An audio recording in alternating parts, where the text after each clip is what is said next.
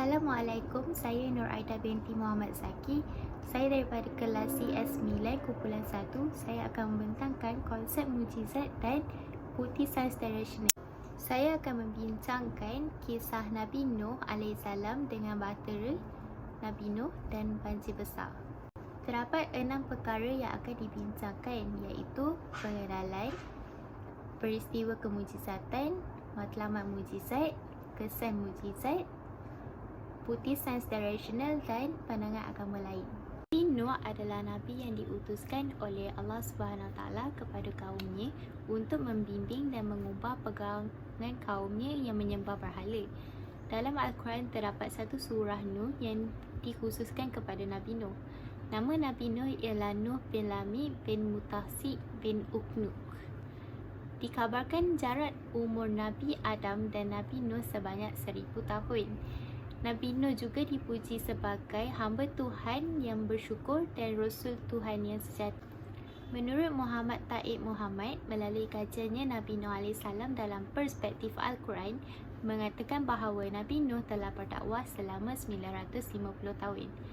Dakwah beliau diejek dan dihina oleh kaumnya. Malah kaum yang pertama melakukan penyembahan berhala adalah kaum Nabi Nuh.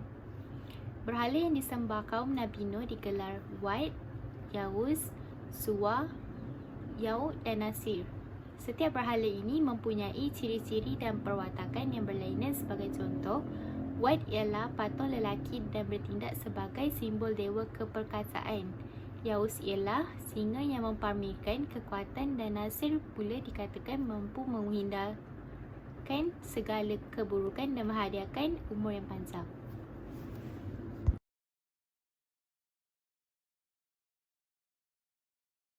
Kemujizatan Nabi Nuh AS berlaku. Penyembahan berhala masih diamalkan sehingga kini. Pengamalan ini berlaku apabila salah seorang daripada orang-orang yang baik meninggal dunia, lalu patung-patung mereka dibuat untuk menjadikan sebagai Tuhan. Kepercayaan mereka kepada Tuhan-Tuhan ini dikatakan membawa kebaikan, melindungi daripada kejahatan dan memenuhi segala keperluan mereka. Diceritakan bahawa Nabi Nuh beberapa kali telah cuba untuk menyuruh umatnya supaya tidak menyembah selain daripada Allah SWT. Baginda juga telah menjelaskan bahawa syaitan telah menipu mereka dan penipuan ini harus berakhir. Peristiwa ini berterusan selama 950 tahun.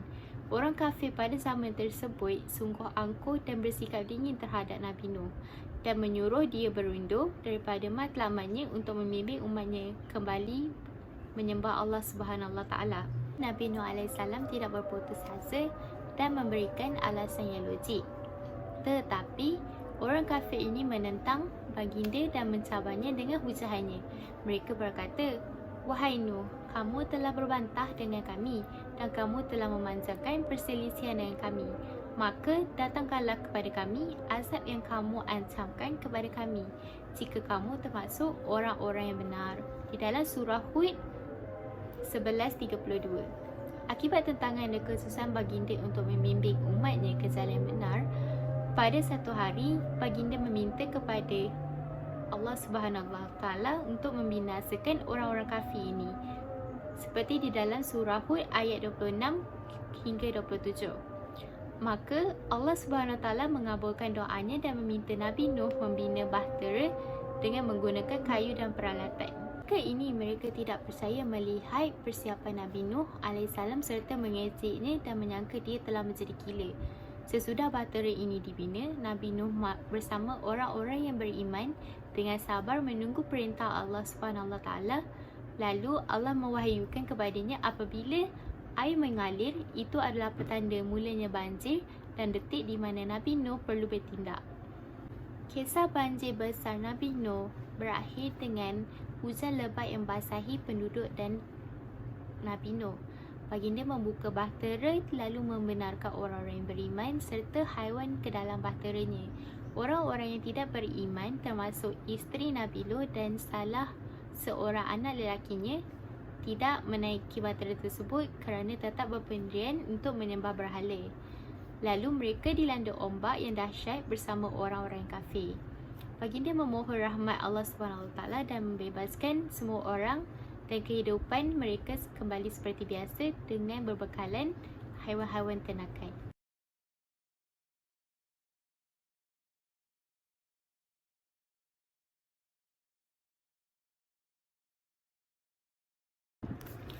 Setiap mukjizat yang diturunkan kepada para rasul dan nabi mempunyai sebab-sebab yang tersendiri. Seorang rasul atau nabi dapat membuktikan kerasulannya melalui mukjizat yang ditetapkan oleh Allah SWT serta membawa kepada kebenaran sesuatu kitab maupun agama. Di samping itu, dengan adanya mukjizat, kepercayaan orang dapat diteguhkan dan ditingkatkan supaya penyebaran agama atau ajaran yang dibawa lebih mudah untuk disebarkan dan diwar-warkan.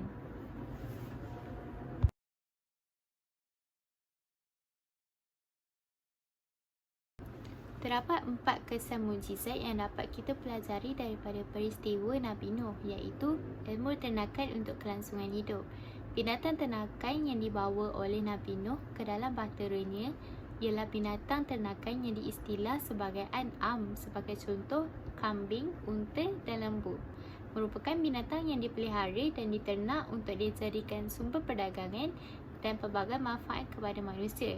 Di samping itu, dengan adanya binatang-binatang ini, terzahirlah satu pekerjaan sebagai penjaga kambing. Yang kedua, ilmu pertukangan dan seni bina. Pembuatan bahtera Nabi Nuh AS dibina menggunakan kayu seperti yang ditulis di dalam Al-Quran. Nabi Nuh juga diperintahkan oleh Allah SWT untuk membinanya dengan pengawasan Allah SWT. Yang ketiga, keimanan dan ketakwaan lebih daripada hubungan kekeluargaan. Kesan ini kita dapat lihat di mana anak dan isteri Nabi Nuh AS tidak terselamat daripada banjir besar akibat mereka sombong dan berpendirian teguh terhadap penyembahan berhala. Yang keempat, kesabaran dan bersemangat teguh. Nabi Nuh AS beliau tetap sabar walaupun diejek dan dipandang rendah serta digelar seorang yang gila apabila diwahyukan untuk membina bahtera dengan menggunakan kayu.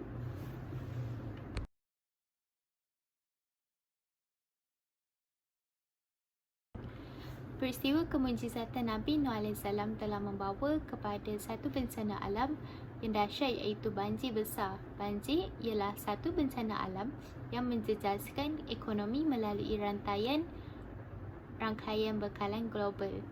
Allah SWT telah menyebut di dalam Al-Quran iaitu bencana banjir melalui kisah Nabi Nuh dapat difokuskan di mana Nabi Nuh telah diperintah oleh Allah SWT untuk menyediakan persiapan menghadapi bencana yang bakal berlaku. Dalam surah Hud ayat 37, Allah berfirman, dan binalah kapal itu di bawah pengawasan kami dan ilham kami, dan janganlah kamu berseru kepadaku tentang orang-orang yang zalim. Sesungguhnya mereka akan ditenggelamkan.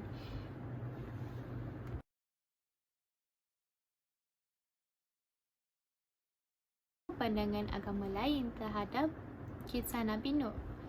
Berdasarkan kitab Injil atau Bible, banjir besar ini berlaku di seluruh dunia selama 40 hari dan 150 hari untuk air surut. Malah di dalam Al-Quran berlaku di sesuatu kawasan sahaja. Di samping itu, banjir besar ini dikatakan di dalam kitab Injil menenggelamkan seluruh dunia dan gunung ganang. Tetapi di dalam Islam, banjir besar ini hanya menenggelamkan beberapa kawasan, iaitu kawasan Nabi Nuh sahaja. Dikatakan bahawa bahtera Nabi Nuh ini telah terdampar di Gunung Ararat berdasarkan kitab Injil.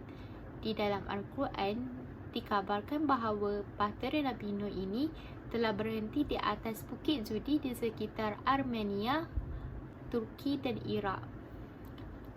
Akhir sekali dikabarkan bahawa haiwan-haiwan yang menaiki bahtera Nabi Nuh berdasarkan kitab Injil, Nabi Nuh telah diarahkan bahawa 7 pasang segala burung dan sepasang bagi semua binatang haram.